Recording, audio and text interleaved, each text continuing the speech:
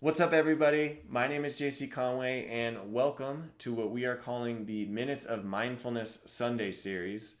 In this series, we're going to give you guys quick 5 to 7 minute videos that basically show you how to live more mindfully and hopefully inspire those of you who are trying to incorporate a mindfulness practice into your life to actually do that.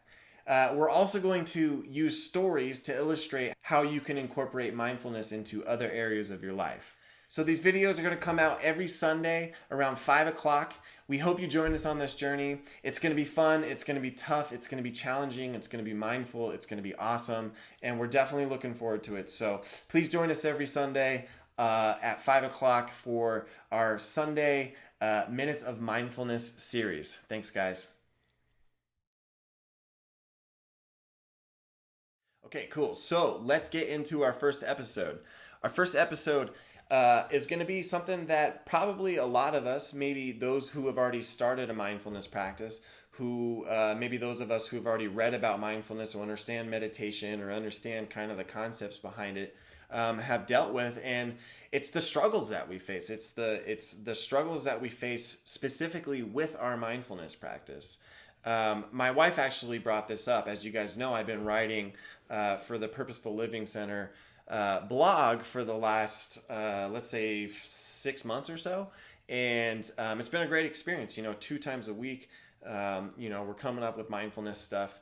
And my wife has been gracious enough to edit every single one of those. And we were talking about, and she brought up this great point. She said, why don't you talk about some of the struggles that you've had with your practice? So a lot of the topics in the blog are motivational and they're meant to inspire, but let's face it, there's definitely a challenging side to picking up a meditation practice and trying to understand our mind and understand our state of being. So what I don't want to do is give off the impression that we don't struggle. So my wife brought up the great suggestion that I do a video or a blog on the struggles that I have specifically with mindfulness. And it was kind of perfect timing because last week, I kind of pride myself on not getting sick. My wife and I are kind of like health nuts, and, we try to stay healthy as much as we possibly can. And, everyone was getting sick in my office, and I kept saying, oh, it's not going to be me. It's not going to be me. And sure enough, there it was, baby. It came fast and it came hard. So I was sick for a good part of 2 weeks ago. Basically, I was out of work for a few days, and just the nasty flu that's been going around. And I actually took that whole week off of meditating. I haven't done that in 2.5 years. Since I picked it up, I've been pretty darn consistent. Even like on honeymoons and on trips and stuff, I've managed to find some time. But I decided to, I guess, be kind to myself and give myself a break. So I took that time off, and I think it's a great lesson. In my head, my achiever mentality, my want to be the best mentality was, look, man, you should be in there. You should be, doing your practice every single day. You can't miss a day. If you miss a day, you're not devoted, you're not good enough, whatever, blah, blah, blah, blah, right? Like the whole point of meditation is that you see those things when they kind of pop up, and you can address them, and you can say, okay, that's a thought, and I don't have to believe that thought. So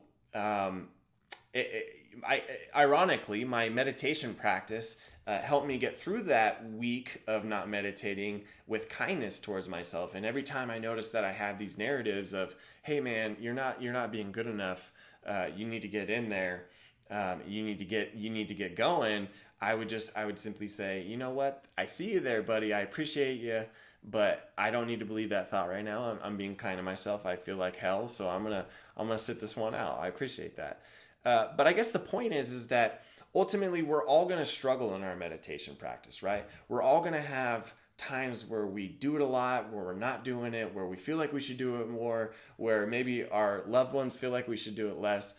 But ultimately, you have to be kind to yourself and understand that the fundamental principles that basically are at the core of meditation never go away. They never go away.